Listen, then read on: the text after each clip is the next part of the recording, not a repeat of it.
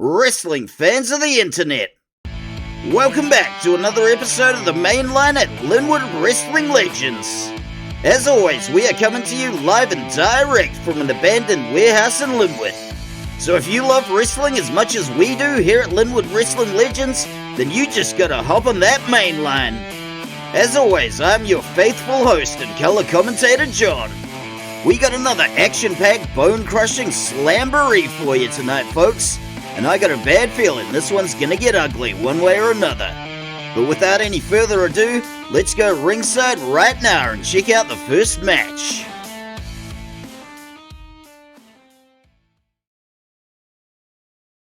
First match of the card, and it's always great to see the proletariat hero Yuri Kalishnikov in action.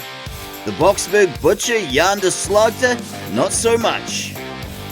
He's dealing with one of the dirtiest players in the game, and Yuri Kalishnikov is gonna have to keep his head on a swivel for the butcher's dirty tactics. This one's shaping up to be just the match to kick things off, so let's go ringside right now and check it out.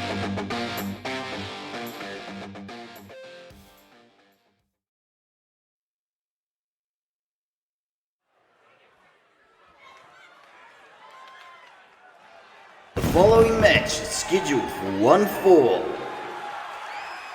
Introducing first, from Popperovskoye, Siberia in Russia, he is the proletariat hero, Yuri Kalishnikov. First of all, folks, I can't begin to tell you how sick I am of that announcer. I wish we could shake loose a few pennies and hire somebody good, but alas. And as much as I hate to call a match too early, in a match with the Boxburg Butcher, it's not a question of if he's gonna cheat, but when and how he's gonna cheat. These two have faced off before last year, and you better believe that the Boxburg Butcher cheated his ass off right out of the gate at the sound of the bell. If I remember correctly, he actually knocked out the referee and then went to town with a sledgehammer. At least this time around, Yuri Kalishnikov knows what he's in for, so hopefully he's come prepared. And I gotta say, with the cold streak the proletariat hero's been on lately, it's about time he had a change of fortune, and hopefully this will be the match. But then again, one never knows with some of the questionable booking decisions we've been seeing lately. If I were calling the shots, I'd be pushing this guy to the moon, but alas, I don't have that kind of pull.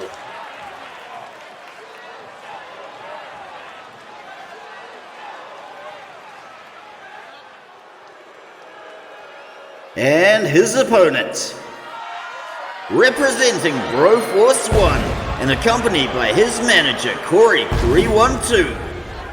From Boxburg, South Africa, he is the Boxburg Butcher, Jan de Slagter. Oh, you have got to be shitting me. I am sorry for my potty mouth there, folks, but I believe the situation absolutely warrants it. First we had Linwood Knight, and now the Boxburg Butcher has been recruited into Corey 312's Broforce 1 faction. It was only a few weeks ago that the Slagter was given Corey 312 the beating he so richly deserved, but I suppose all that influence and money heals a lot of wounds. It's safe to say that any pinch of goodwill the Boxburg Butcher might have had has been flushed right down the toilet. I'm sorry, folks. I have way too much fun with that soundboard. And it really makes you wonder, why don't you hear more wrestling color commentators using soundboards and wacky sound effects?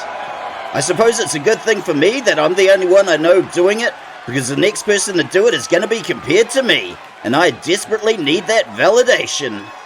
But I digress, folks. The emergence of a new faction is always a major tectonic shift in the landscape, and one has to wonder, who, if anybody, will be next to be recruited into Broforce 1's ranks?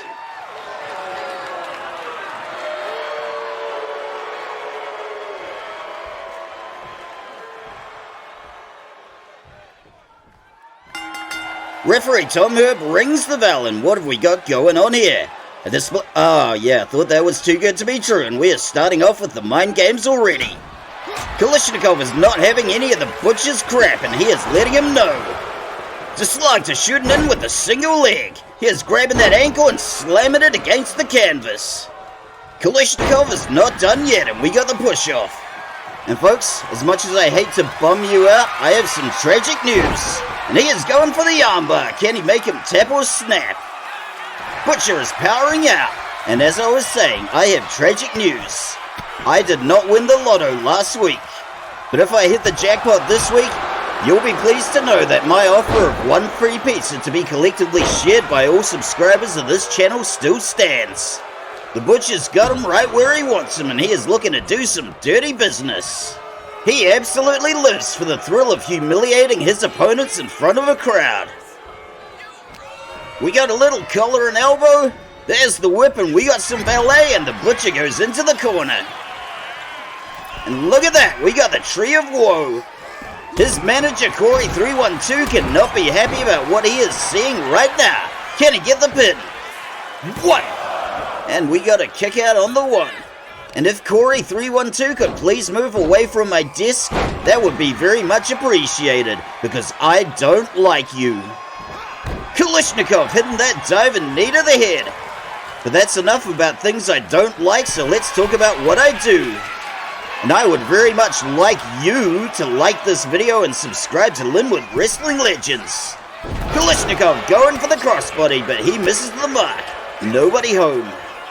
The Slagter going in low and sticking that DDT. This Linwood crowd has nothing but contempt for him, and the feeling is more than mutual. Even his home country of South Africa has explicitly stated that they do not want him back. So I guess he's our problem now. And hell, they kept Oscar Pistorius, so go figure that one out. Kalishnikov crawling to the safety of the corner. And we got a pull cue in the ring, courtesy of Corey312. The Superman punch misses the mark, nobody home. And we got a very acrobatic Russian leg sweep. Butcher firing back with the kick, and down goes Kalishnikov. We've seen the Proletariat hero come back from worse than this, so all hope is not lost. And we got the drive into the ropes. And up and over goes yonder Slagter. Couldn't happen to a nicer guy. And at this stage, I would like to remind this Linwood crowd that while we understand your urge to spit on the Boxburg Butcher, please don't, because spitting is disgusting and it spreads germs. Kalishnikov gets whipped into the barricade and damn near goes over. I don't think we've ever actually seen anybody go all the way over the barricade, but if it was somebody the audience didn't like, it could end very brutally. And we are back in the ring. Butcher firing off with a jab and a kick. And the trusty tried and true scoop slam. And what the hell is he doing? I've told you people a million times, just glue those turnbuckle pads back on. And now referee Tom... Ground control to Major Tom, did you see that? More to the point, referee Tom Herb, why didn't you see that? Here it is again. I wish I could say this was the most disgusting thing I've ever seen the Boxburg Butcher do, but that's a pretty high bar. Kalishnikov is down for the count after that disgusting shot to the crown jewels. 1, 2, 3. Yonder Slagter scores an absolutely deplorable victory. Let's see some highlights from Ernie the cameraman. There was no way in hell that the Boxburg Butcher was going to win this thing clean, so this doesn't shock me in the least.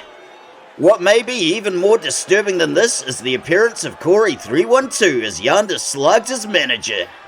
And just for the record, we replaced the laces on the turnbuckle pads with Velcro, but apparently that's too much of a struggle for referee Tom Herb. Folks, I put up with a lot at this job, but I've got to draw the line somewhere. I am absolutely not congratulating the Boxburg Butcher on this quote-unquote victory. This kind of behavior sets a horrible precedent, and if we don't start handing down stiff punishments for these kind of transgressions, we are going to be seeing a whole lot more of them. Mark my words.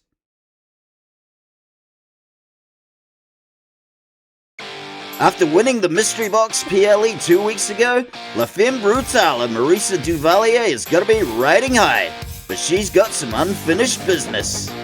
During the 6-way ladder match at the Mystery Box PLE, she and the firebug Brandy Dixon really got into it and took some serious shots at each other. We got two wrestlers that really know how to hold a grudge, and neither one of them is about to let an injury stand. Let's go take a look ringside right now to see which way this one shakes out.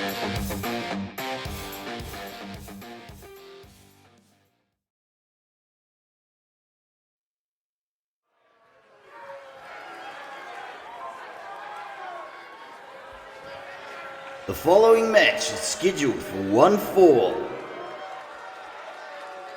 Introducing first, representing Broforce 1 and accompanied by her manager, Corey312.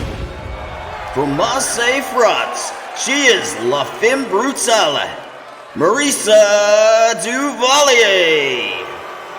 Folks, I said it before, and I'll say it again, and once again, you have got to excuse my potty mouth. You have got to be shitting me. With the addition of La Femme Brutale to Broforce 1's ranks, that jumped up little weasel effectively has both mystery boxes. We have seen a lot of crazy things in our time, but folks, this looks a whole lot like a hostile takeover with Corey312 trying to buy this promotion out from under our feet. I, for one, would love to know where is our general manager Todd Sorensen, and what does he plan to do about this? Because if Corey312 is going to be the boss around here, well then you can just take this commentator's job and shove it. But I'm still going to want a good reference from Todd Sorensen, because maybe I can still salvage a career out of this. I guarantee Corey's just going to replace me with an AI voice anyway.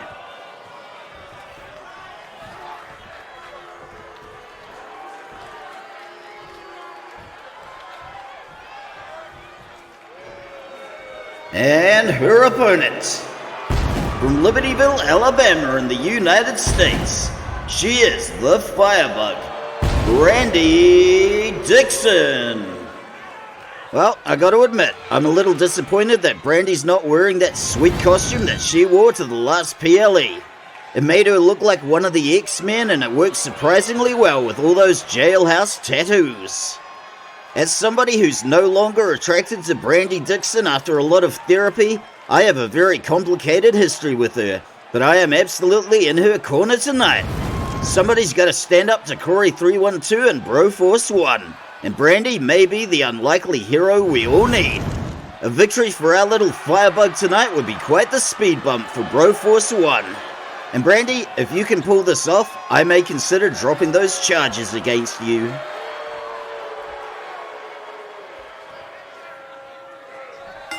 Referee Tom Hurd rings the bell, and these two are wasting absolutely no time. We are seeing no quarter asked and no quarter given, and Brandy is getting the upper hand. Go Brandy! I know I'm supposed to be unbiased as a commentator, but folks, I dropped that facade a long time ago. Brandy Dixon blowing some kisses to the crowd and maybe a lucky color. No, don't go there, John, don't go there. Resist the pull of the dark side. And our little firebug is resisting La Femme Brutale's attempts to mount an offense. We may see some dirty deeds by the end of this match, and to be honest, it's not out of the question for either wrestler, and are we going to see an avalanche? I am always on board for a good avalanche. Boom! Down she goes. That wasn't quite an avalanche, but that was pretty cool, so let's see that again. And I gotta say, in all honesty, that was a sweet display of balance we saw from La Femme Brutale. It's hard enough balancing on a rope with 2 feet, but she did it with 1, and she is posting up on the middle rope. Diving axe handle misses the mark, but Marisa DuValier is opening a can of whoop-ass on Brandy Dixon. And if anybody else is planning on, oh, for God's sakes, are we really going to have a repeat of what we saw in the last match? Corey312 throwing a chair into the ring, and Marisa gets the run-up. And look at that sweet pump kick. And hey, referee Tom Herb, why don't you do your damn job for once? Marisa DuValier going in for the good old ground and pound. La Femme Brutale seems to be hitting her stride, and I got a bad feeling about this. And speaking of bad feelings, it's wintertime here in Linwood, and I've been drinking a lot of green tea. And into the exposed turnbuckle goes Brandy Dixon, but she is fighting back. And I hear people complain that green tea gives them an upset stomach and a bit of a fevery feeling.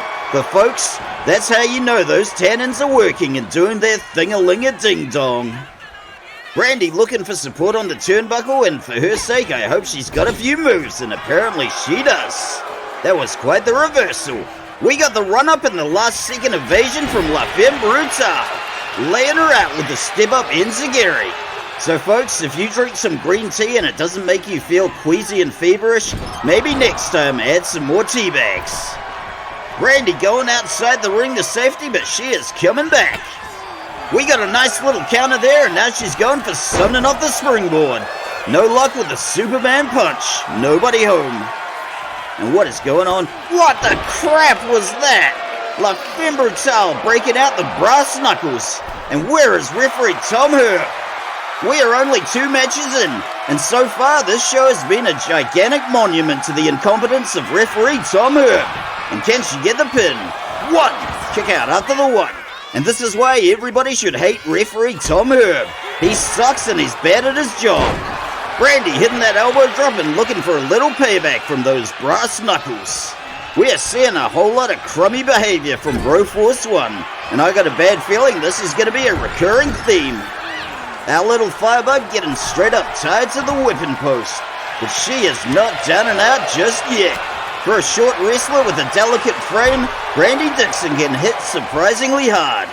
And as somebody who's been kicked in the shins by Brandy on many occasions, I can absolutely attest to that fact. I suppose the one thing we can definitively say is that unlike the last match, this one's probably not going to end with a punch to the testicles. And Brandy is getting distracted by Corey 312. Don't take the bait, Brandy. He is not boyfriend material. La Femme Brutale taking advantage of the distraction. We got a code break into the face. Can she get the pin? 1. And we got a rope break. And to continue what I was saying before, Corey 312 is not the kind of guy to hand feed you grapes while you recline on the couch like the goddess. No, John. Resist the pull of the dark side. Marisa going for the haymaker, but we got an artful dodge and a sliding kick to the shins. Brandy knows how to hit where it hurts, and most of the time that place is the shins. We got the whip into the ropes. La Femme Brutale clocking her with a step-up Superman punch. Both of these wrestlers are absolute scrappers, so I think we're going to see a little blood before this is said and done. And Brandy takes a stunner back to the cardboard. Things are starting to look pretty bad for Brandy Dixon, and if she ever needs a shoulder... No, John, we talked about this with our therapist. Marisa looking to go to work on Brandy's right arm. And those boots are made for stomping, and that's just what they'll do. The kid gloves are officially off. La Femme Brutale clocking her with a step-up Superman punch. One way or another, this one's gonna have to go back in the ring. Nobody wants a count-out and a literal riot. Good gravy, look at the height on that stomp to the gut. Marisa DuValier coming in hot and literally putting the boots to Brandy Dixon. And it's about to get so much worse for our little firebug. And my God, if those boots could talk. And if only I had that clip from The Simpsons of Otto the bus driver. My shoes are talking. Maybe not the best impression, but you all know what Otto the bus driver sounds like. We got the whippings of the steel stairs. And just a reminder to Brandy Dixon that I am still hiding under this desk. If you could leave the desk alone, I would consider it a personal favor. And we are going back in the ring. Thank God for that. And while I may be hamstrung by my need for Brandy Dixon to like me, the desk is off limits. Believe it or not, folks, I didn't always do my commentary hiding under the announcer's desk. But there's only so many injuries a commentator can take. No, don't do it, Brandy. Oh, I felt that one. Brandy, I know you're looking for payback, and I completely understand the need for revenge, but how many memos do I have to send out about the desk? Brandy firing back with some serious offense, and she is turning... No, what are you doing? Oh, okay, so now we're climbing on the desk. I may have a soft spot for Brandy, but even... No, we're doing it again then. Down goes the falling axe handle, and hopefully that's the last aerial assault mounted from my desk. Brandy going for the top rope and coming up short with that double stomp. But either way, it's got to be way more fun jumping off the top rope than it is jumping off my desk. Just a thought. Brandy Dixon making an absolute mock... No. Oh, come on. Oh, for crying out loud. What did I ever do to deserve... Oh, yeah. Thank you so much for bringing that memory back. We are seeing the convoluted count-out system of professional wrestling being stretched to its absolute breaking point. I guarantee other commentators and other promotions don't have to put up with this kind of crap. Brandy looking to go sky high. Down goes the Superman punch. Theoretically, there would be nothing stopping Brandy from resetting the count over and over again for hours like she's been doing. And if you ask me, that's something professional wrestling really needs to rectify. But we are going back in the ring at last, and good gravy, look at that! The Brazier du Visage, can she get the pin? 1, 2, kick out just before the 2, but let's see that again. The Brazier du Visage is one of La Femme Brutale's deadliest moves, and that spin gives it just a little extra torque. This crowd is chanting fight forever, and honestly, haven't they seen enough already? How much more do you people want? Stop being so damn greedy. Just be glad you didn't have to take out a mortgage for that ticket like you would with WWE. And can Brandy get the pin? 1. And we got a rope break. I am genuinely shocked that we haven't seen any blood yet. Ow, I felt that one. La Femme Brutale unloading with a barrage of strikes. And a cheeky little slap to the back of the head. Into the ropes goes Brandy, and good night, Irene. I felt that kick from here. Brandy crawling towards the corner, looking for some support, but she can always rely on John. No, we're not doing this. La Femme Brutale are working Brandy Dixon over like a heavy bag. And speaking of heavy bags, we haven't seen Brandy's mum since that death match. Oh, sick burn. And it's times like this I wish the staff veterinarian Francesca would throw in the towel. But unfortunately, Francesca has a bit of a bloodthirsty streak to her. She loves animals, but she lives for human misery, and I can absolutely relate. Good gravy, we got a flapjack into a code breaker. Can she get the pin? 1, 2, 3. Marisa DuValier takes the win. Let's go see some highlights from Ernie the cameraman. Make no mistake, folks. There were dirty deeds done deliberately during this match. But one thing you can say about Brandy Dixon, she is incredibly resilient, and she took those brass knuckles like an absolute champ. Had it not been for those brass knuckles, Brandy could have taken the win tonight. But thanks to the incompetence of referee Tom Herb, we will never know. And if I may have the attention of everybody in the crowd tonight, before you all leave, I would like you to take a minute to sign my petition to have referee Tom Herb fired. La Femme Brutale, Marisa DuValier takes the win. And folks, I am really not liking what this may mean for Broforce 1, and for this promotion as a whole. We have yet to hear General Manager Todd Sorensen tear himself away from his online poker game to address the situation, but we wait with bated breath.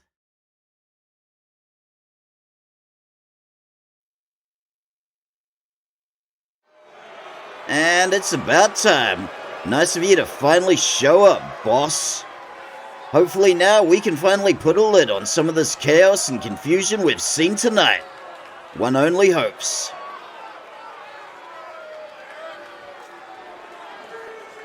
Yes, sorry to disturb you there, boss.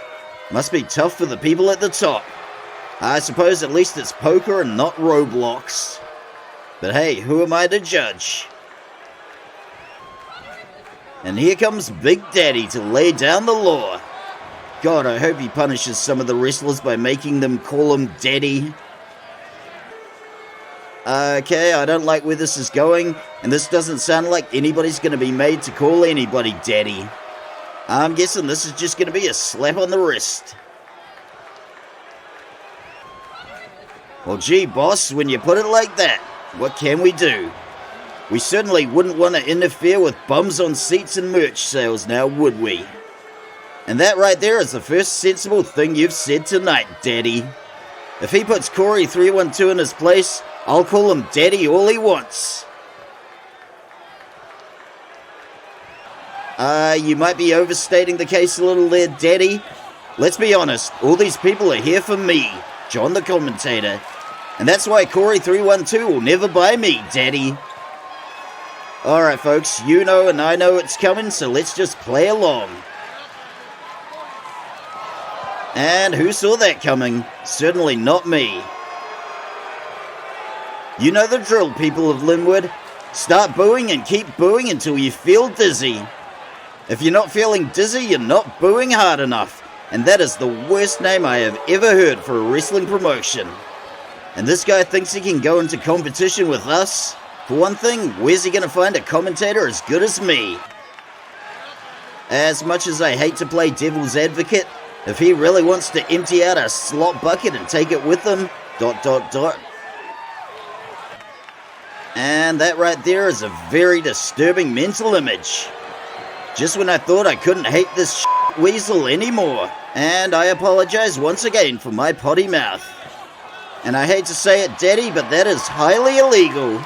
I mean, it's clever, but also highly illegal. Linwood Knight's parole officer. I am so sick of that guy. Nevertheless, our wrestlers will not be appearing on Corey 312's Slam Jam. Wait a minute. Do you mean to say this job can somehow get worse? Just when I think I've hit bottom.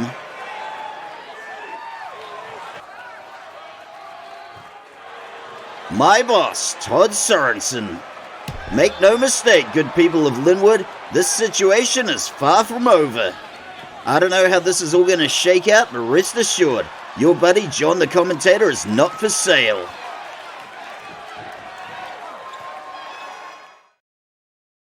After getting some payback against her former teammates in Las Gatas Caliheras last week, original Las Gatas founding member Felicia is looking to carve herself out a run in the singles division. And who better to make her debut against than former women's champion, the mean girl Kimberly Sullivan. We got two skilled high flyers going head to head, and one thing we can absolutely promise is some death-defying acrobatics. That and a lot of childish name-calling. Let's go ringside right now and see if this cat's got any lives left after last week's battle.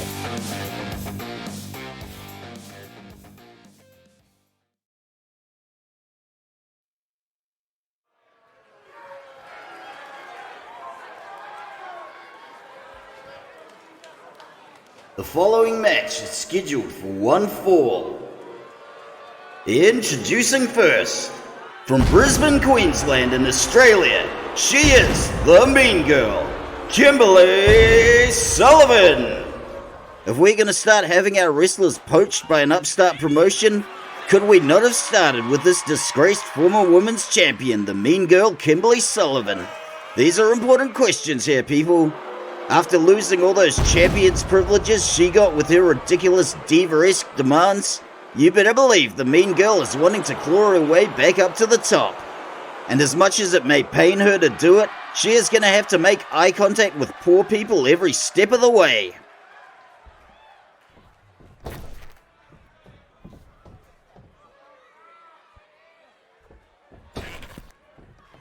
And her opponent. From Guadalajara, Mexico, she is a founding member of Las Gatas Caliheras. She is Felicia.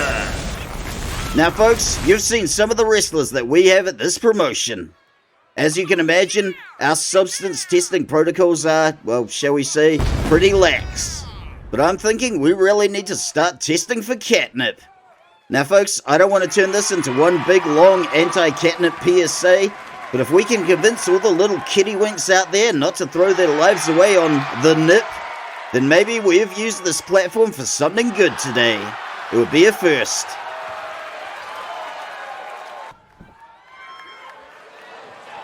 I am not foolish enough to expect good sportsmanship from Kimberly Sullivan, and there it is. But Felicia is not having any of that. I could feel that slap from all the way over here, and the mean girl is absolutely rattled. Referee Chad Remington rings the bell, and Felicia has already gotten inside her opponent's head. Kimberly Sullivan has skipped passive-aggressive, and she is going straight to aggressive, with a little showboating for the crowd. But this Linwood crowd does not forgive, and it does not forget. We all remember when Kimberly Sullivan came out here and told the good people of Linwood that they all belong in the rubbish. She is never going to get any love from this crowd, so I have no idea who this showboating is even for. If there are any Kimberly fans in the crowd, they are very well hidden. One thing you can say about the mean girl, she never passes up the opportunity to be obnoxious. So far, she's clawed herself out an early lead, but let's see if Felicia can come back. I gotta say, it's not looking too hot for our feline friend, and she is clawing at the ropes. Because that's what cats do with ropes. We got the headbutt to the gut. And the sunset flip powerbomb onto the cardboard. Kimberly going to the barricade. And we got the moonsault. But I have to say, it will be interesting to see which one of these wrestlers has the better standing moonsault. Kimberly going for the senton, but it's hard to tell who came off worse in that exchange. This might not be the literal catfight we saw last week, but you better believe those claws are out and Kimberly is eating the steel stairs. But folks, I would be remiss if I didn't mention that we still have no apparent solution to the problem of Broforce 1. Maybe Todd will hit us up later with something, but who knows for now. I have a very real sense of trepidation about which wrestlers are going to get poached next. Kimberly tagging her with a step-up enziguri.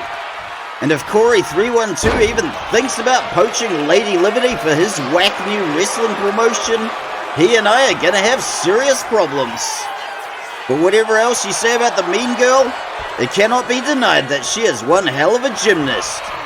It's hard to believe that she was once Australia's best hope for a gold medal at the Olympics, but how the mighty have fallen. These things happen when you go slicing the Achilles tendon of another girl on the team. But they don't call her the mean girl for nothing, and Kimberly is not pulling any punches tonight. We got the drive into the ropes. And folks, you want to know what I've really been struggling with lately? Well, for a long time, I have been trying to get footage of my dog Jasko doing the blanket dance. But every time he sees the camera, he stops doing it. What up with that? We got another drive into the ropes. We got the 1, 2, and 3 clubbing elbows to the lower back. Down she goes. So folks, if you managed to get footage of your dog blanket dancing, let me know how you did it in the comments. I'm thinking I'm probably going to have to rig up some kind of hidden camera, but if I put it in a teddy bear, he's probably just going to chew it. 1, 2, kick out just before the 2. While it does concern me as a fur parent that he spends so much time out there blanket dancing, I suppose there's worse things he could be doing. Felicia looking to finally mount a little offense. Whoa, what the hell was that? We had what looked like a 619, a little backswing, and a sweet roundhouse kick, and now she's going topside. Boom, look at that, we got the lowdown. 1, 2, kick out after the 2, but let's take another look at that one. The lowdown might not be anything flashy to look at like a backflip or a moonsault, but there is a whole lot of momentum behind that splash.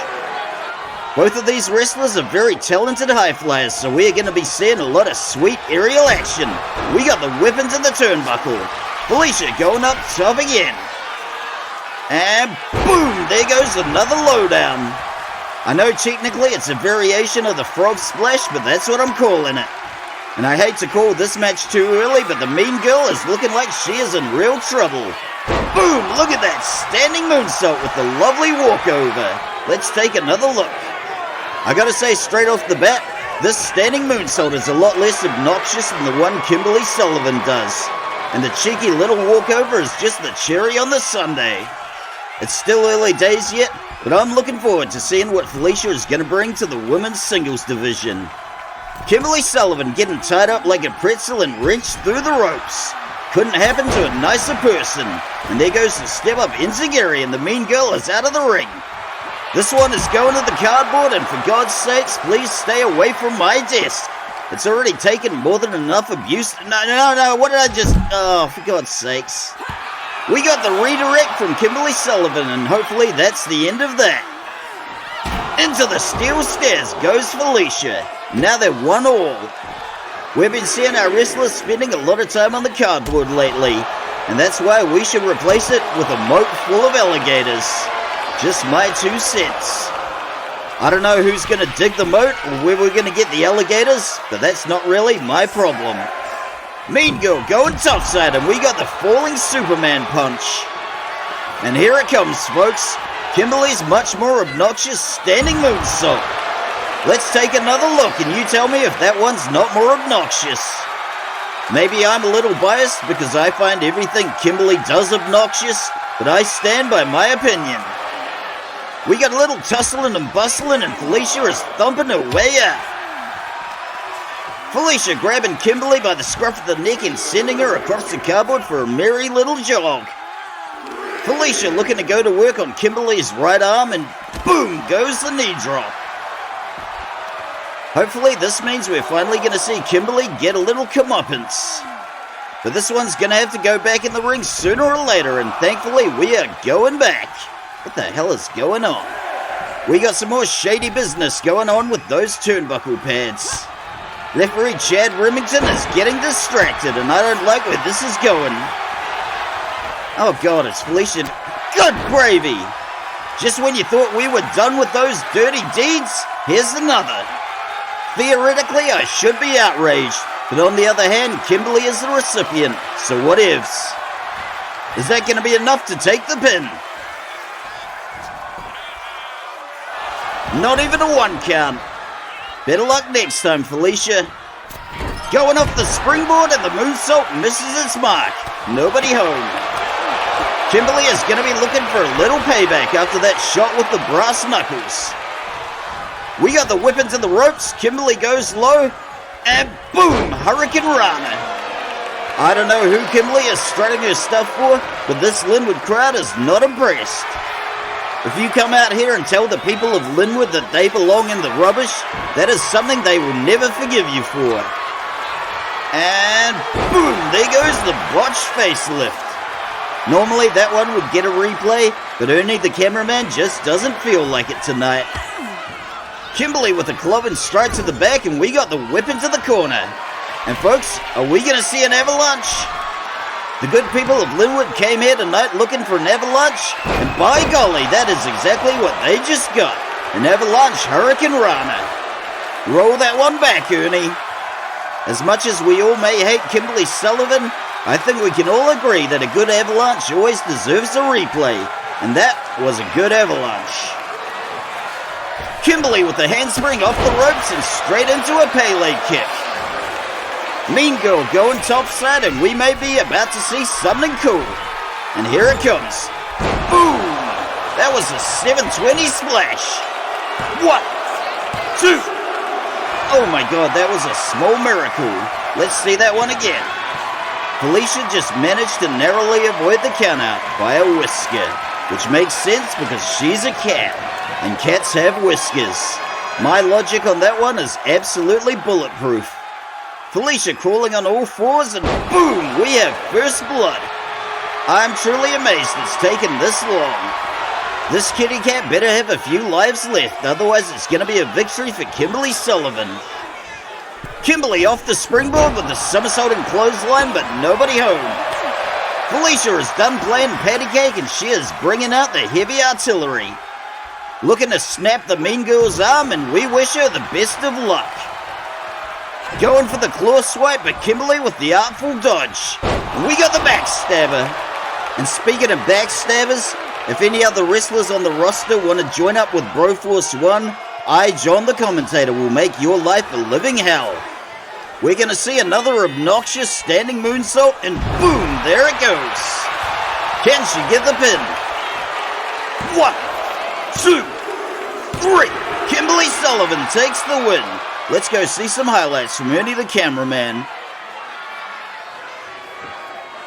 I said it before and I'll say it again. I am not crazy about seeing more cheating in this match. This sets a really bad precedent for us as a promotion. And you've got to wonder, why are the referees being so lax tonight? Maybe this wasn't the strongest showing for Felicia, but times like these, we gotta look on the bright side, and the bright side is this. My desk didn't get trashed too badly. It's a very small victory in the grand scheme of things, but I'm gonna take it. I don't know if it's a full moon, but something strange seems to have gotten into all our wrestlers tonight. Congratulations to the mean girl Kimberly Sullivan for her victory tonight. It's a long climb back to the top of the mountain, and while I may hope she falls and breaks her neck, I'm also used to never getting the things I want out of life, so I'm just gonna take it as it comes. As much as I may dislike her as a person, she is still one of the best high flyers that we have got, and I just hope she won't be running off to join Broforce 1. This feud between the godmother Madrina and the shield maiden Skade has been going on for a long time now.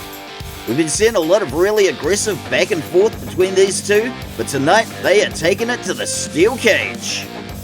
It's another heaping helping of blonde on blonde violence, and folks, we can absolutely guarantee this one's gonna get ugly sooner or later.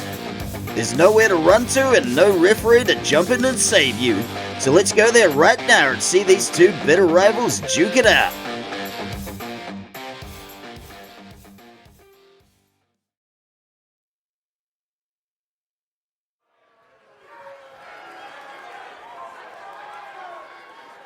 The following steel cage match is scheduled for one fall. Introducing first, representing Sector Del Muerte, from Brownsville, Texas in the United States, she is the godmother, La Madrina. Much like all of you were born to be John Bon Jovi's baby, and baby, he was born to be your man, this steel cage is my baby. There was a time when it didn't exist, and goddammit, I made it happen. I got my cousin, who's an engineer, to draw up the schematics. Then I sent the Cockney Pickpockets out to gather as much scrap metal as they could. Then I took that scrap metal to my Uncle Barry, who welded it together, and voila, steel cage. Once again, 100% my baby with absolutely no help from anybody else. Back when it didn't exist, we had two wrestlers on the same night promising steel cage matches. And because we are not in the business of selling wolf tickets, I had to knock that bad boy together all by my wee selfington, with absolutely no help from my cousin the Cockney Pickpockets or my Uncle Barry. And her opponent, representing the Great Heathen Army, from Bergen, Norway, she is the Shield Maiden, Skade. Folks, we are very particular about the matches we select for the steel cage. We're not in the business of throwing any old match in the steel cage. There's got to be a hell of a lot of animosity between the two wrestlers. And in the case of the godmother and the Shield Maiden, there is more than enough animosity to go around. Skade took the victory over Madrina in her debut match, and since then these two have been swiping back and forth. I guarantee this will not be the last time we see these two going head to head. But like a lot of things in life, it's got to get a whole lot worse before it gets any better. And whichever way this shakes out tonight, it's going to be a deeply personal and deeply brutal affair for both contenders.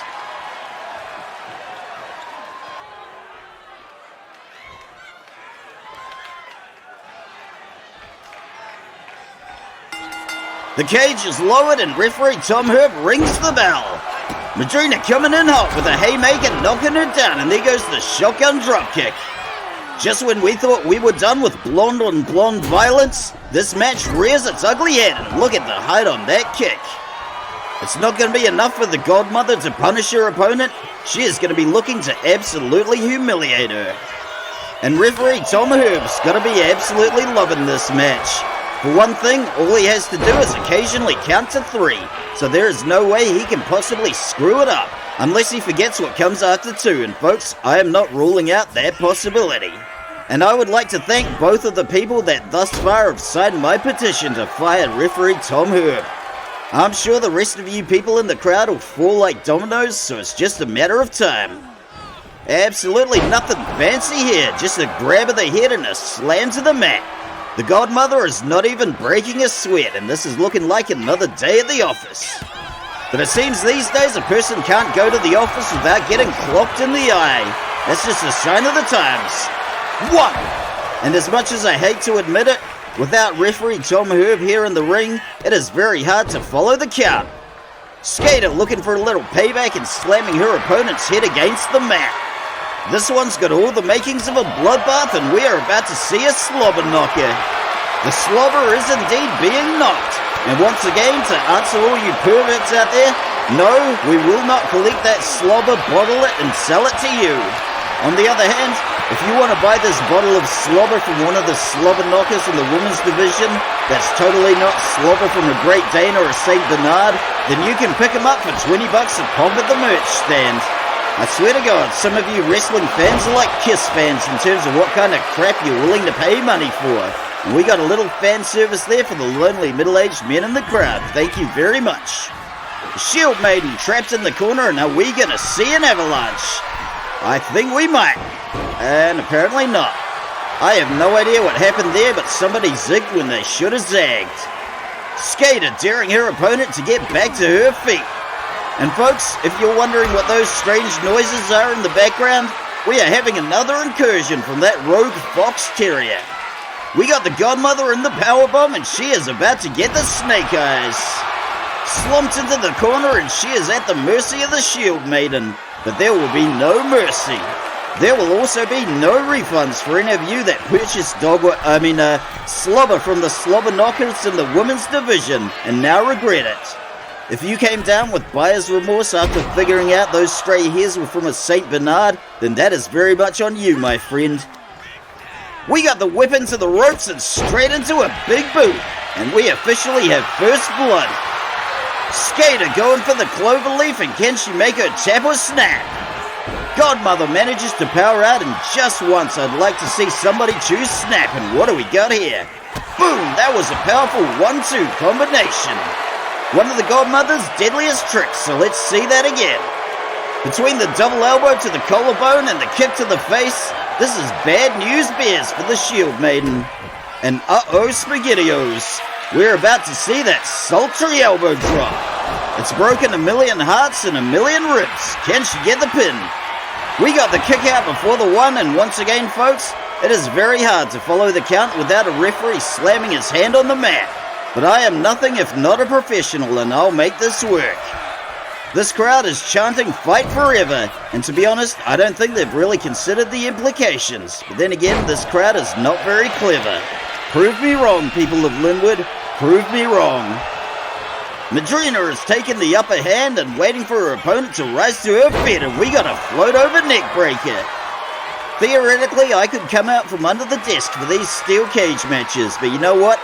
I've built myself a cozy little nest, and I'd rather just stay put. Godmother going for the shotgun dropkick, but she misses the mark. Skade not looking too healthy after that elbow drop, but she is laying her out with a single leg dropkick. We're about to see some more fisticuffs, and that's a swing and a miss from the Shield Maiden. Into the corner she goes. Madrina posting the leg up, and we got a vicious kick to the ankle. It's going to be really hard to put any weight on that. It's still early days in this match, but we are already seeing some wear and tear on the Shield Maiden. Madrina with the run-up and a vicious knee to the face. The Godmother looking to take flight. Looking to hit the elbow drop, but nobody home. Madrina looking a little unsteady on her feet, and the Shield Maiden is about to take full advantage with that beautiful falcon arrow. The Shield Maiden is not out of the game just yet. We got the drive into the corner, and maybe now we are going to see that avalanche. Folks, I got a feeling this avalanche is going to be an absolute keeper. Up she goes. And wait for it. Boom! That was absolutely worth the wait. Let's see that again. This stalling suplex is a testament to Skade's upper body strength, and it's always a real crowd pleaser. The Godmother is definitely going to be feeling that one. But will that one do the job for the pin? We got the one, and a kick out. Once again, folks, awfully hard to follow the count without the referee's hand slamming on the mat. And here's something else getting slammed right now. Madrina by Mjolnir, the Hammer of Thor.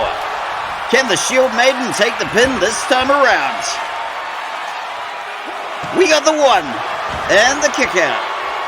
And much like Thor and the Midgard serpent Jormungandr, these two are destined to do battle until one falls and the other dies from the venom. And we got the Godmother laying down a little venom with that good old-fashioned ground and pound. Once again, she has taken the lead in this match. We got the bounce off the ropes, and she is looking to go for the victory roll double stomp, but not sticking the landing. But if all else fails, there's always a salvo of strikes. Both of these two are struggling to get to their feet, and we have seen so much in such a short amount of time. But let's be honest, folks, when you got out of bed this morning, did you expect to hear a wrestling commentator talk about Jormungandr, the Midgard Serpent?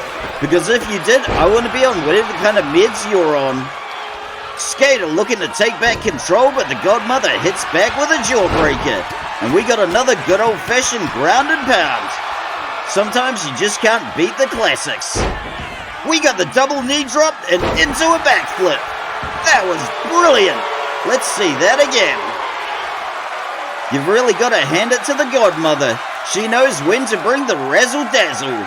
And this was an occasion that called for both the razzle and the dazzle. But maybe a little less razzle next time, if I'm being honest. I'm a middle-aged man and I can only take so much excitement.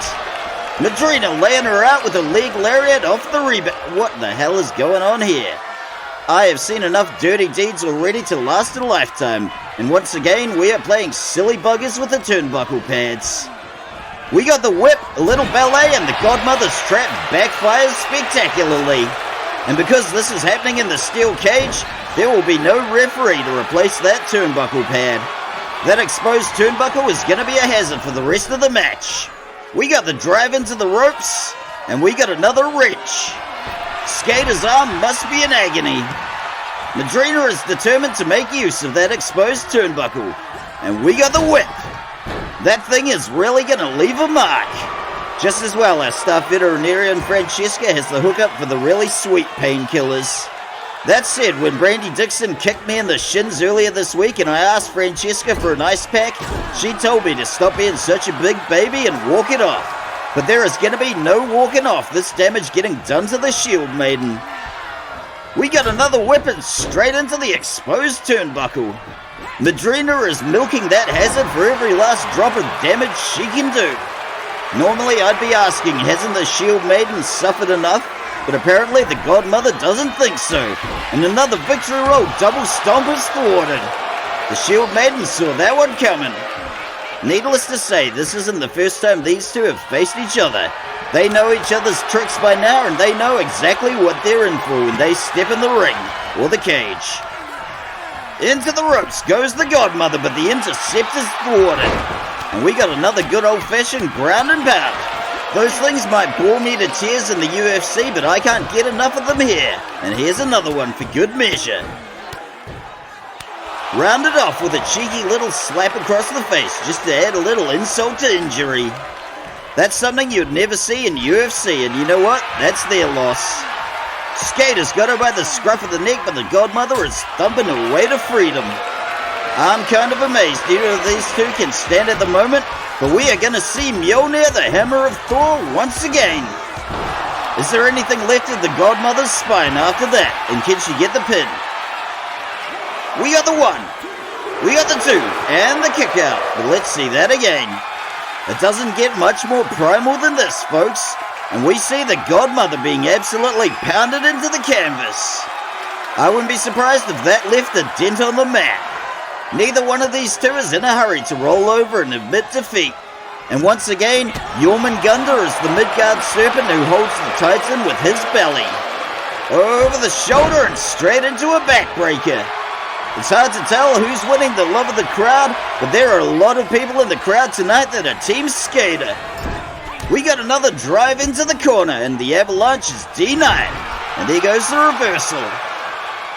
Godmother going for the run-up, and we got a whole lot of momentum behind that uppercut. Kick to the head sends her down to the mat. And if any of you out there happen to be large serpents who hold the Titan with your belly, why don't you let me know about it in the comments? How's that for engagement farming? Madrina looking to take flight. Elbow drop hits home with a whole lot of velocity. But not as much as this sultry elbow drop. Boom! That's gotta be the one to do the damage. Can she get the pin? We got the one. There's the two. Madrina takes the win. Let's go see some highlights from Ernie the cameraman. As I said before, folks, we are very selective about the matches we choose for the steel cage, but this one will make a fine addition to our catalogue. There was a whole lot of animosity and bloodlust on the line, and we saw it all spill out. Thus far, both of these wrestlers can claim a victory over the other, but mark my words, we have not seen the last of this rivalry. The third and final act is always the most dramatic, and whatever that turns out to be, it's going to be even more brutal and bloodthirsty than this one, and that is indeed a very high bar. I can't wait to see it. Congratulations to the godmother La Madrina for her victory in the steel cage tonight. I gotta say, that's a disturbing amount of blood we're seeing on the godmother's face, but then again, she is a practitioner of black magic, so I'm sure there's a certain amount of blood that goes with that particular territory. But has enough blood been spilled to appease this Linwood crowd? Probably not, but we've still got 2 more matches. After bulldozing everything in their way, the Kalishnikov brothers Nikolai and Grigory are about to get their title shot. But to get those belts, they'll have to take them from the rather nefarious Cockney Pickpockets, Gazza, Jonesy and Big Wally. The Pickpockets just won those belts fairly recently and they are not in a hurry to drop them. Can the Kalishnikov brothers keep the winning streak going and keep that Trans-Siberian Express rolling? Let's go ringside right now and find out.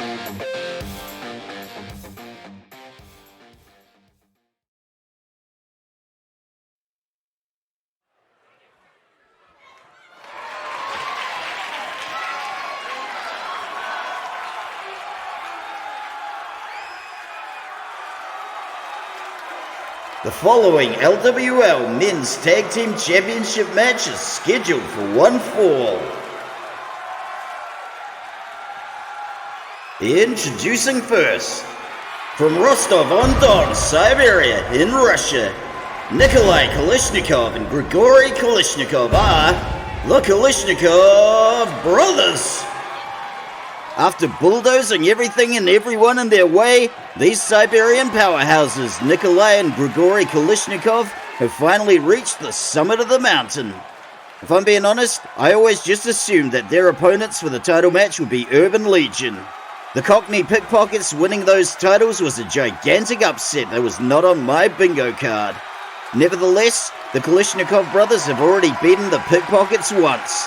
Hopefully this one's already in the bag.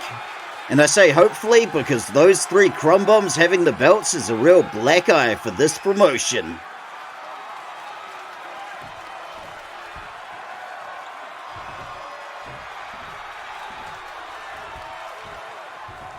And their opponents and current LWL Men's Tag Team Champions. From London, England, Gazza, Jonesy and Big Wally are the Cockney Pickpockets. At first, I was going to say that I'm amazed Big Wally was able to fit in that belt, but then I got a view from the back. Clearly there's something holding it up because it is not long enough to wrap all the way around Big Wally's girth.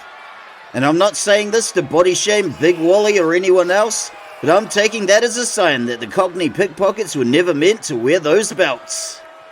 We're also seeing Jonesy still decked out in the tacky jewelry and sparkly hat, and with both of the teams he manages having the tag team championships, he is riding high on his own supply. But if he thinks he's the next Jimmy Hart, Jim Cornette or Paul Heyman, he is woefully mistaken. In terms of sheer wrestling ability, the Kalishnikov brothers have got the Pickpockets beat. It's not even close.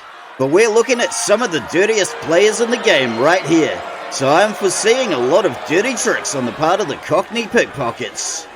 We've already seen a lot of deplorable behavior here tonight, so that wouldn't shock me in the least. At this point, the only thing that would shock me is a good clean match with lots of sportsmanship. But unfortunately, this is what's for dinner tonight. So just eat your damn vegetables and be grateful it's not cat food.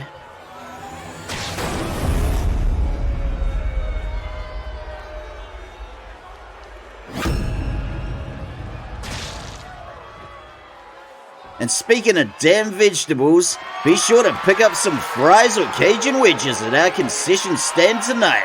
We can more or less guarantee that anything you purchase at the concession stand is going to be relatively free of rodent droppings, although you might find a stray Band-Aid or 2. But if you do, just think of it as one of those fun bonus prizes. There's no reason to go snitching to the health department. We've had more than enough problems with the health and safety people as it is, and this is just a friendly reminder from us here at Linwood Wrestling Legends. Snitches get stitches. Also, just a friendly reminder, any outside food or drink will be confiscated and eaten by the wrestlers on our roster. And if it happens to be a bottle of off-brand cola or a bag of Sour Patch Kids, by me, John the commentator. And oh god, do we get referee Tom Herb again? This is not good.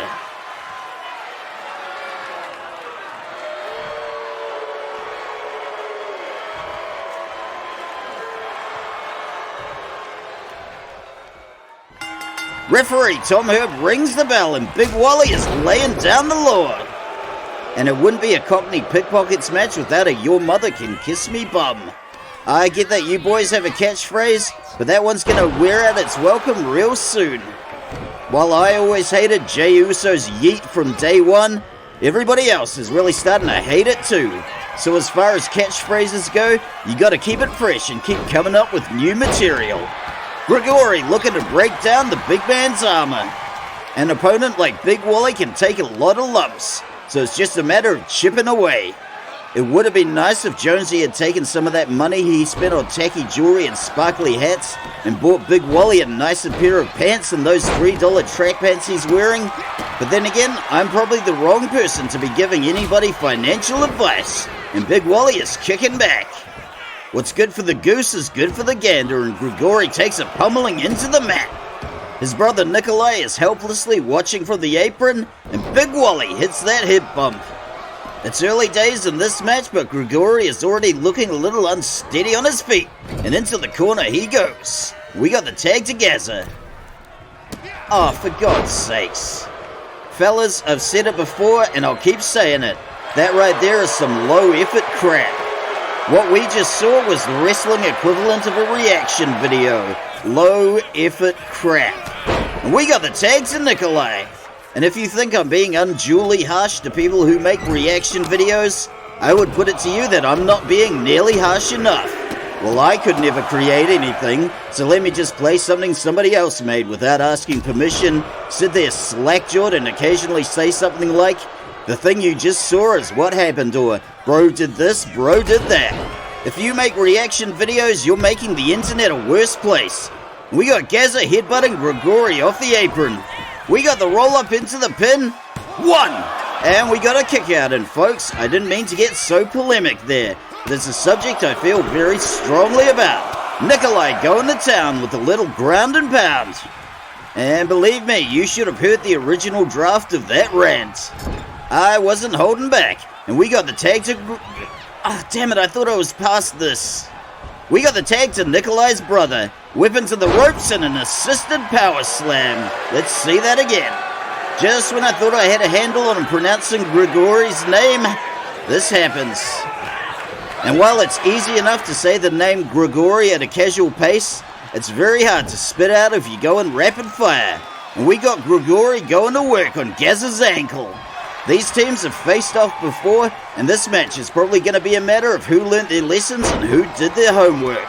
And if I could picture any wrestlers saying the dog ate my homework, it would be the Cockney Pickpockets, and we got the whip into the corner, and the tag is denied. We got the whip into the ropes, and boom goes the kitchen sink. At least I think that's what it's called. I remember looking it up earlier, but the dog ate my homework. Grigori getting the arm wrench, and boom goes the Russian leg sweep. In Siberia, you've got to worry about wolves and bears eating your homework, so these brothers came prepared. Grigori sticking the butterfly wings, and what do we got going on here? And boom!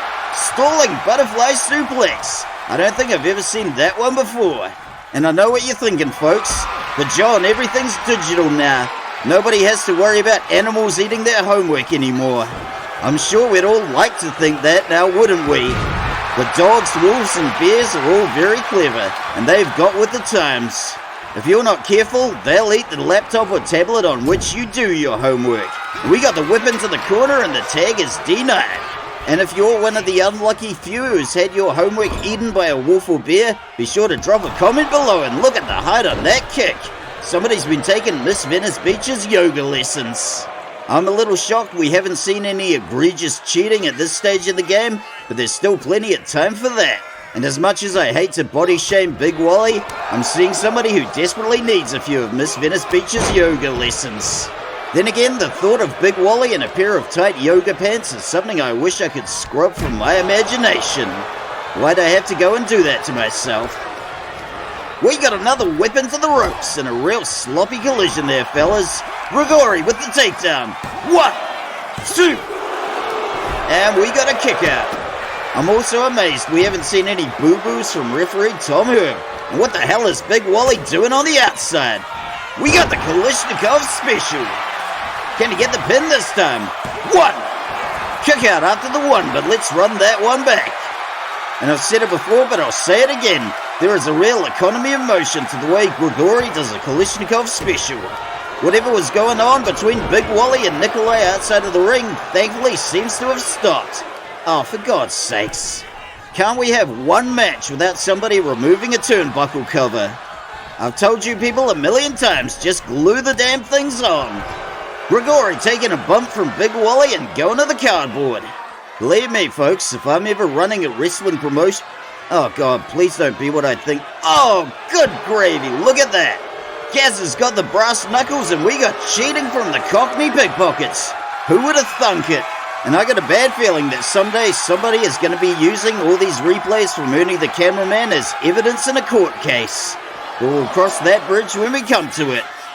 Wouldn't be the first time somebody's used footage of this show in a court case, and I'm sure it won't be the last.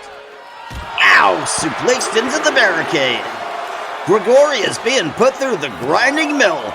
If he can't make that tag to his brother Nikolai, I really don't like the brother's chances. And here's something else I really don't like. Licorice.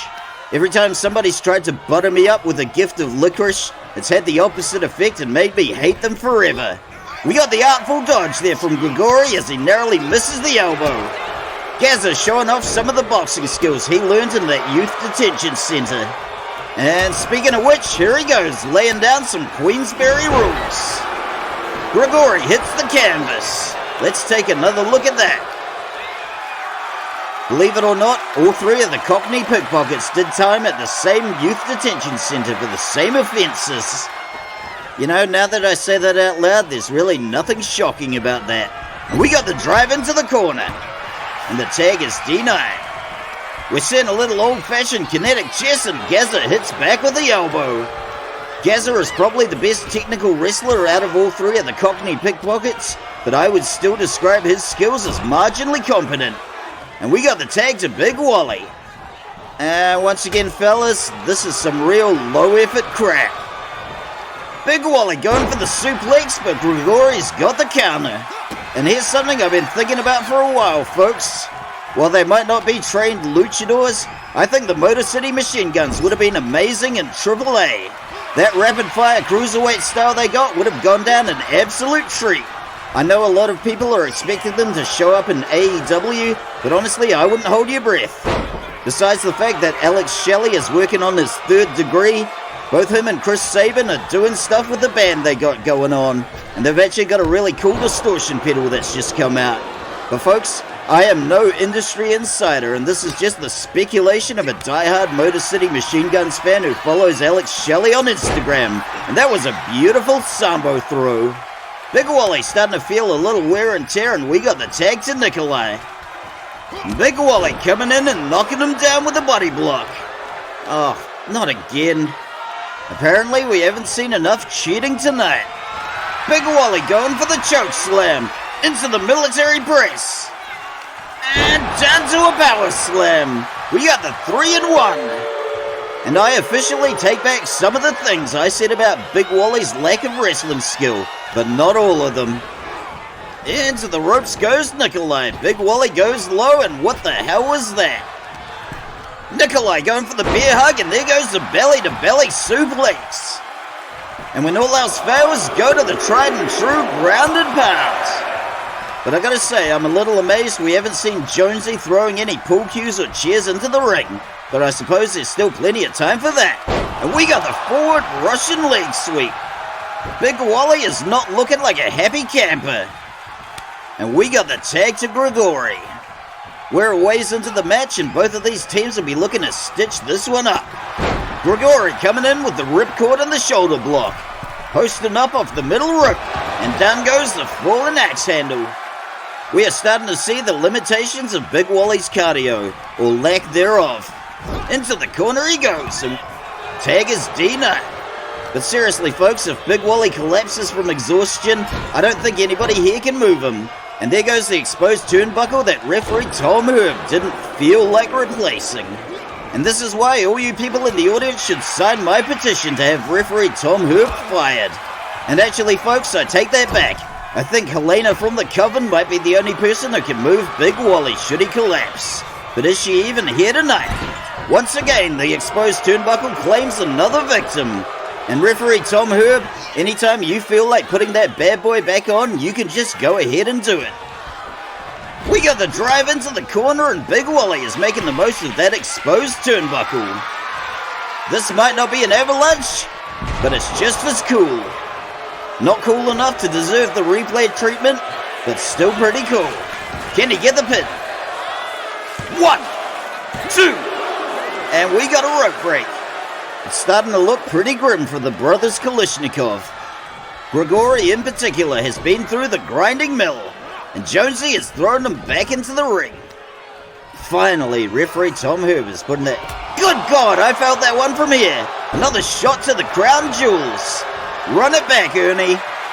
We are seeing some reprehensible behavior on the part of the Cockney Pickpockets tonight.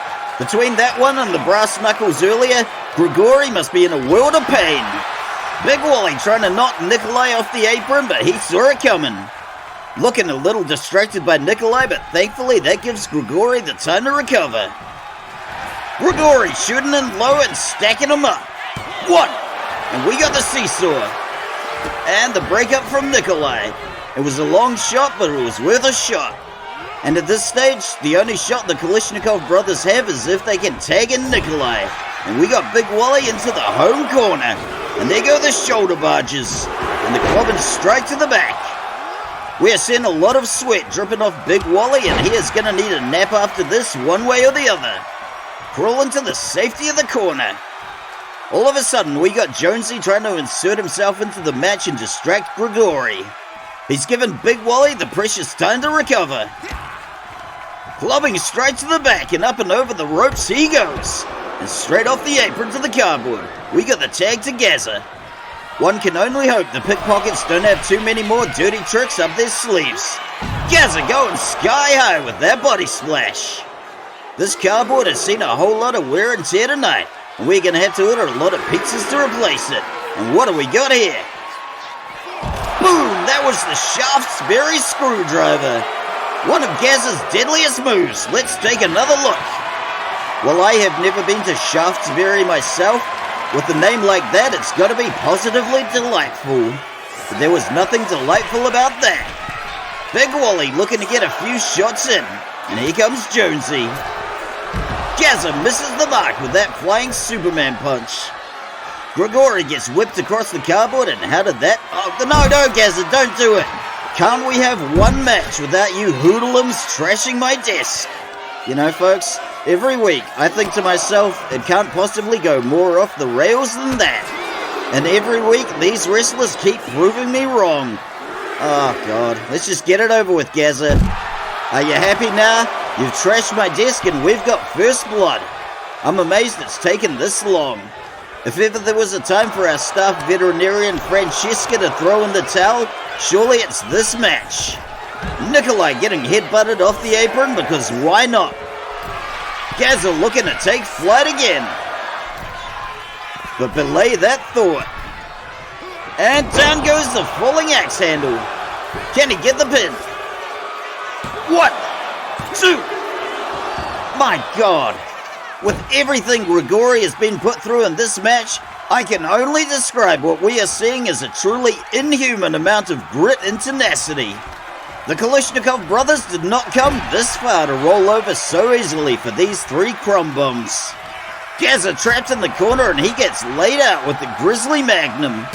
I am truly amazed there is still any life left in Grigori. He is still fighting tooth and nail, and he has absolutely won over this Linwood crowd. Except for maybe that guy in the front row wearing a Jonesy shirt, but he's won over all the people whose opinions actually matter. That guy in the Jonesy shirt probably belongs on some kind of watch list. I don't know about any of you, but that's a big red flag to me. If I've got a blind date and she shows up wearing a Jonesy shirt, I am getting the hell out of there. Gazza getting the whip into the corner. We've got the application of a little pressure and boom, there it goes. Another Grizzly Magnum, named after legendary wrestler Grizzly Smith, who, to put it mildly, was not a good dude. Unfortunately, this show is not a true crime channel, so you're gonna have to do your own research on that one, kiddies. Grigori throwing him up and over the shoulder, and where is he taking him? Snake eyes into the turnbuckle pad. Grigori Kalishnikov starting to rally, but is it too little, too late? He's going topside, but Gazza doesn't want to play, and we got the tag to Big Wally. Big man gets taken down with a shoulder block. We got a cheeky little assist from Gazza on the outside. Big Wally looking to add a little insult to injury, and that is a whole lot of Wally to be pressing down on somebody. Big man looks like he's revving up for something big. It looks like we're going to see another one of these 3-in-1. We got the choke slam, the military press, and boom, into the power slam. Big Wally getting Nikolai in his sights, but Nikolai saw him coming. Whatever Nikolai just said to Big Wally before must have rattled him good. Possibly about his $3 track pants. And can he get the pin? 1, 2, 3. Cockney Pickpockets take the win and retain the titles. Let's see some highlights from Ernie the cameraman. Folks, it's kind of an overused analogy, but I feel very much like that frog in the pot of boiling water. Normally, I would have been outraged at all the cheating and dirty deeds I saw in this match. But we have seen so much already in the preceding matches. I've got a bad feeling that tonight's show is going to be a future episode of Dark Side of the Ring. If and when that happens, I have no loyalty whatsoever to anybody in this promotion, and I am just going to spill the beans. But obviously not for free. Congratulations to the Cockney Pickpockets for this rather questionable win, and their first title defense. This Linwood crowd is not happy with the outcome of this match. And that's all the more reason for all you people in the crowd to sign my petition to have referee Tom Herb fired. This whole evening has been a dreary slog through the bowels of miscreants and malfeasance, and it serves as a monument to the gross incompetence of referee Tom Herb. Time for the main event, and this is a rematch a long time in the making. After losing that first title shot 3 months ago and having his undefeated streak broken, the Injustice Collector Nero has been grinding his way back up to the top. After winning the triple threat match at the Mystery Box PLE, he is getting his second shot. And folks, this rematch with the Gallo Glass Hamish Gunn for the men's world title is the rematch we have been waiting for. So let's go ringside right now and check it out.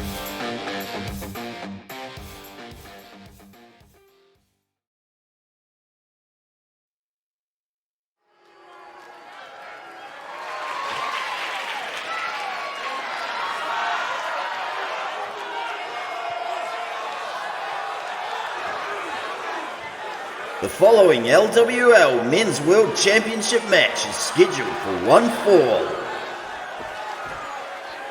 Introducing first the challenger.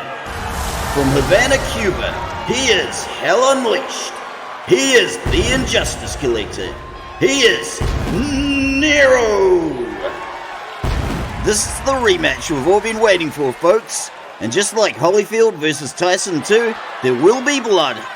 One can only hope that's where the similarities end and nobody's going to walk out of here with one less ear tonight.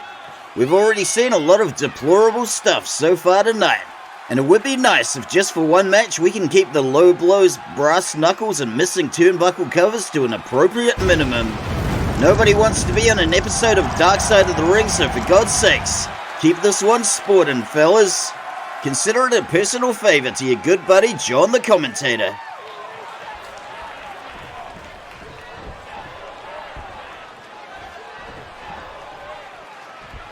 And his opponent, and current LWL Men's World Champion, From Wick, Scotland, he is the Gallow Blast, Hamish Gunn. Well, I gotta say, folks, the Gallow Blast has had one hell of a title run, and if it came to an end tonight, he can walk out of here with his head held high. But somehow, I don't think he's in a hurry to drop that belt anytime soon. He's already defended that title against Nero once before, and he's looking like he's confident he can do it again. We're seeing the laws of physics get violated a little with that clash between his belt and his vest, but sometimes it's best not to question the magic of pro wrestling. If I had $1 for every time I saw the laws of physics get violated at this promotion, I wouldn't have to buy lotto tickets week after week and be disappointed.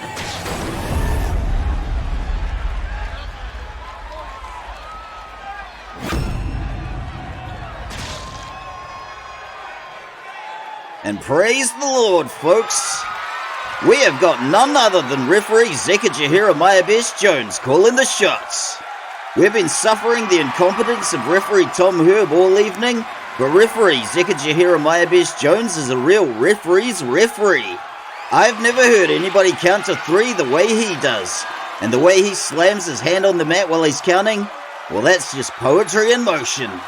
Referee Zekajahira Mayabesh Jones is truly the gold standard to which some of our other referees should aspire. I'm hoping that with the right guidance and mentoring, referee Hojak von Gunderschnitzelkrum can someday become the next referee Zekajahira Mayabesh Jones. It's early days and that's a very high bar to aspire to, but I wouldn't have brought him into the promotion if I didn't think he could reach it someday.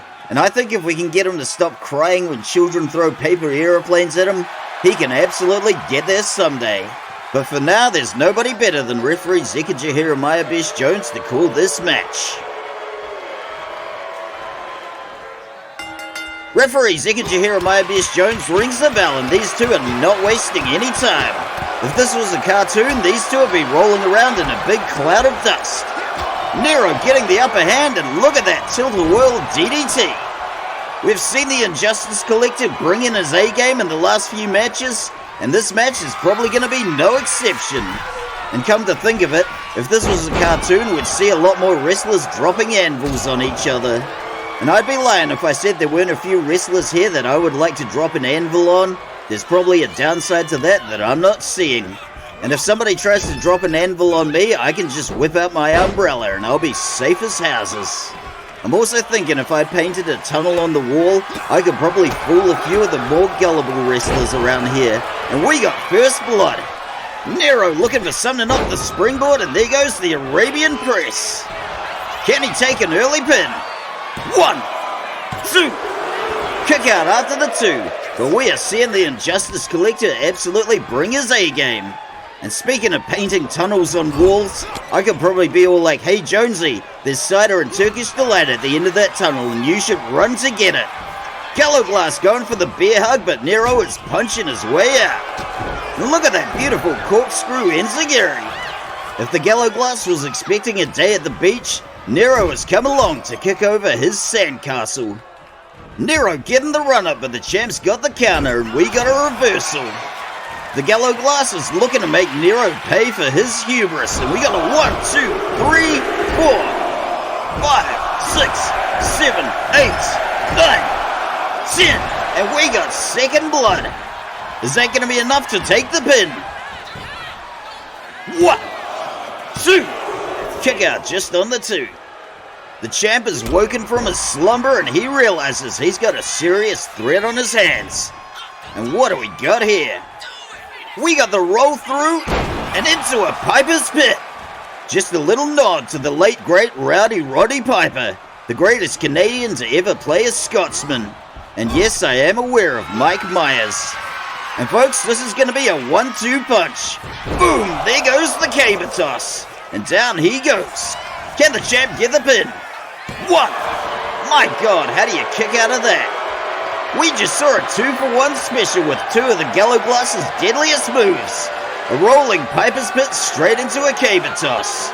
And I got a feeling this may be the longest replay Ernie the cameraman has ever done. But folks, much like everything else around here, it's as long or short as it needs to be.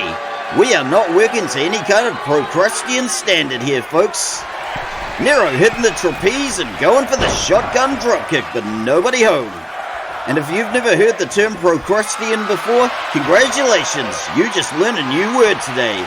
Up and over the ropes, Nero goes and straight onto the cardboard. And that term goes back to the Greek myth of Procrustes the Stretcher, so look it up. Massive body splash from the top rope. And fellas, I'd really appreciate it if just for this one match, you guys could stay away from... And here we go again. You know what, folks? Complaining didn't work the last 5 times, so I'm not even gonna bother this time. As long as nobody crushes the desk with me underneath it, then at least I'm getting out of this thing safe and sound. The only time I've ever been trapped under this desk is last year when the violator choke slammed a corrupt police officer through it. I knew that day was going to come sooner or later, so I had a little hidey hole and a trapdoor installed. And I gotta hand it to the violator, that choke slam through the desk was a really cool spot. Hamish Gunn going on a little jog across the cardboard, and this count is getting perilously close to 10. If he doesn't make it back in the ring, he's gonna turn into a pumpkin. And do we just see Nero playing silly buggers with the turnbuckle pad? You know what? I'm just gonna let that one go. Nero hitting the springboard again, but the Arabian press misses the mark. And you there in the front row, making your kid wear a Sami Zayn shirt should be considered child abuse, because that kid is gonna be bullied mercilessly for his love of Sami Zayn, possibly even by me. We are back outside the ring, and that was another second story body splash, and the champ is going on the barricade. There goes another body splash, and he is really letting the Injustice Collector have it. Is that all you got? At least that's what I imagine he was asking. The crowd at the barricade are loving seeing this up close and personal. Nero just managing to avoid getting whipped into the steel stairs. Back into the ring we go. And this match is back on the rails. But it's not even a match anymore. The Gallo Glass is looking to straight up punish Nero for having the nerve to come after his title. One gets the feeling he's looking to make an example out of the Injustice Collector. But Nero is not out of this thing yet, and he is firing back. Slipped onto the apron, and he is going to be looking to do something off the slingshot. Boom! Hurricane Rana! And just completely apropos of nothing, folks, have you ever seen a wrestling match where both of the wrestlers were giggling? Don't get me wrong, there is a time and place for giggling in the ring, but that is not it. If you're a big bad heel giggling as your opponent's attacks bounce harmlessly off you, then that's one thing. But the match I saw with 2 giggling wrestlers, that wasn't it. And we got a Luna Cayendo. Is that going to be enough for the pin? 1. Kick out after the 1. But let's take another look at that one. Nero's Luna Cayendo is a real feat of acrobatics. And I guarantee neither wrestler was giggling while that was happening. And I can't even remember where I saw the match with 2 wrestlers giggling or who those 2 wrestlers were. But if anybody out there can point me to a match with 2 wrestlers giggling, I would be very grateful. And just look at the height on that stomp. We are going to see yet another Luna Cayendo, and boom, there it goes. Nero is breaking out the heavy artillery. 1, 2. Kick out just after the 2, and that was truly miraculous. And just as a warning to all the wrestlers on our roster, if I ever see any of you giggling during a match, I will never let you hear the end of it. And I know what some of you are thinking, but John, we've heard you giggling many times. Well, that's my right as a commentator to do that. If I was there in the ring trying to put on a wrestling match, different story. And my God, get a load of all that blood. Nero with the run-up and misses the floating neck breaker. Good gravy! That was a Scottish sickle. That was one of those if you blink you'll miss it moves, so let's see that again. That one just came out of nowhere and knocked the Injustice Collector down cold. Sometimes the hardest lessons are learned in blood, and the Injustice Collector is getting an absolute TED Talk right now. The good people of Scotland demanded to see an avalanche tonight, and by gum, they are about to see an avalanche. And here's one we haven't seen in a while. Beautiful avalanche fall-away slam. Run it back, Ernie. You can't mention the fall-away slam without mentioning the late great Scott Hall, and I think he would have given that one 2 thumbs up. School is still very much in session, and the Gallo Glass is not finished handing out lessons. We've already seen the blood, and now it's time for a good old-fashioned slobber knocker. With everything they've been through in this match, these two have got to be running on fumes right about now. It's also one of those really weird slobber knockers where there's no clear person to cheer or boo, and the yellow glass is getting the best of it. And I gotta say, I've never seen him like this. He is really looking to make an example out of Nero. Maybe if he can do that, the next wrestler will think twice before having the gall to challenge his title. And as the saying goes, you mess with the Highland yak, you get the horns. And right now, Nero is getting both of them. Out of the ring he goes, and back to the cardboard. And I've just gotten a message from Ernie the cameraman. Let's have a look. Highland yaks do indeed have horns, so good job not screwing that one up, you idiot. Make no mistake, Ernie the cameraman, we will talk about this later. The yellow glass is tapping into something primordial and getting all revved up. He has got some harsh words for his opponent. I am not the best lip reader, but some of those words could very well be shit or Nero coming in with the wheelbarrow straight into the bulldog. And here's a message from General Manager Todd Sorensen. I am once again being fined for my potty mouth. Nero going off the springboard and hitting the Hurricane Rana. And once again, we've got Nero playing silly buggers with the turnbuckle pads. Where is this going? Referee Zekajahira Mayabesh Jones isn't missing a step, and he is replacing that turnbuckle pad.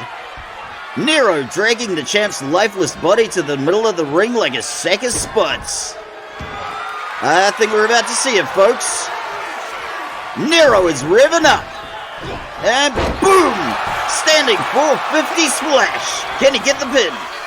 What? My God, how do you kick out of that?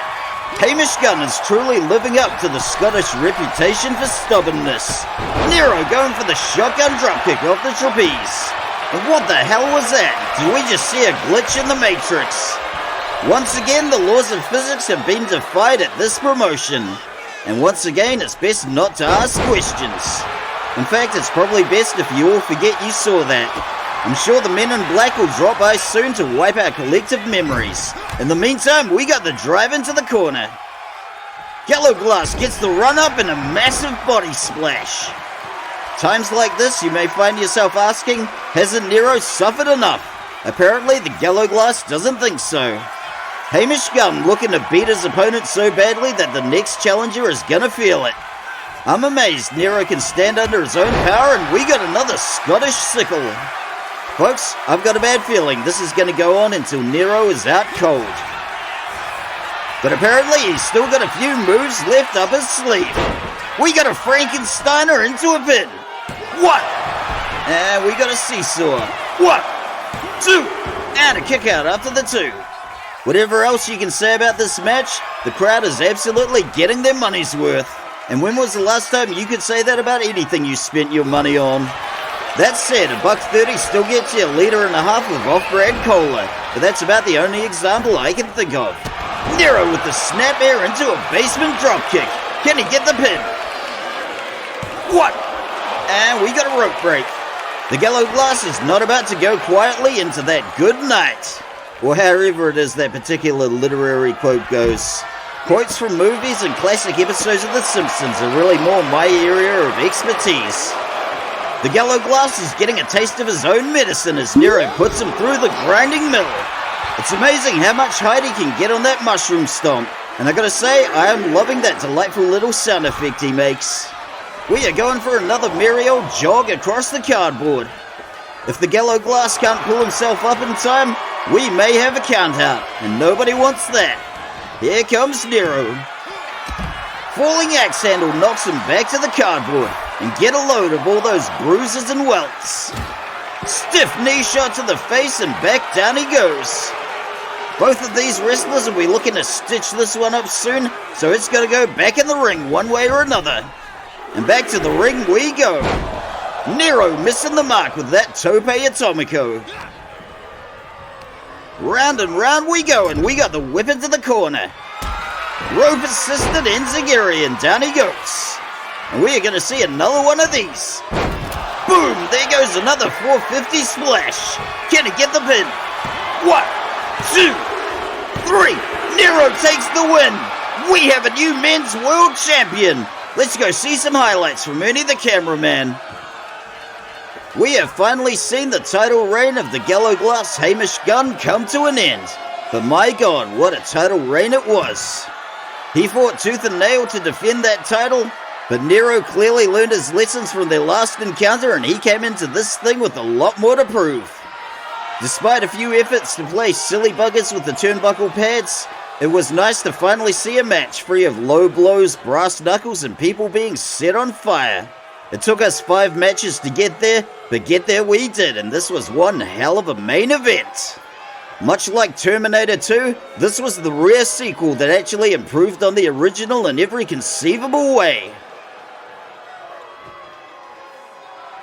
Congratulations to our new men's world champion, Nero! He's dedicating this win tonight to his brother, the late great Chico Hernandez. We all miss Chico, and somewhere he's going to be looking on at his brother and smiling. And while Chico may no longer be with us, this match and this victory tonight will live on forever. Well folks, I'm sorry to say it, but that is all the time we have for this week. As always, I want to thank each and every one of you wonderful people for tuning in this week and stepping on that main line. We got some big things cooking and plenty more craziness where that came from, so be sure to tune in next week. If you're in the Christchurch, Canterbury area and you still haven't got your ticket for UCW's Overload on the 1st of August, then you better go get one now before it's all sold out. I have no official affiliation with UCW, but I've really enjoyed every show I've ever been to. So if you see me milling about in the audience, don't be a stranger. But until next week, this is your good buddy John the Commentator signing off and signing out.